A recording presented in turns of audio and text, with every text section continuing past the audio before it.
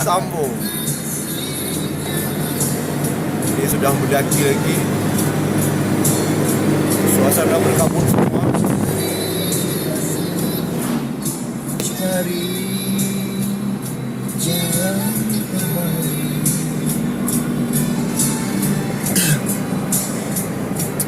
Ini di kawasan Gunung Salak yang dulunya sangat takut orang lewat kawasan sini karena banyaknya anggota militan atau GAM di sini pun ikut banyak.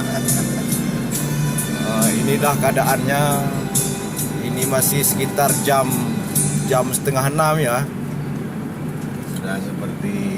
Sudah seperti malam rasanya karena berkabutnya. Kalau malam memang terang, tapi siang masih siang karena kabutnya nggak terang.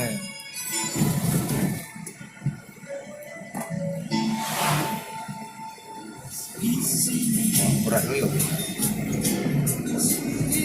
Nggak usah lewat, mungkin ada mobil depan, nggak nampak.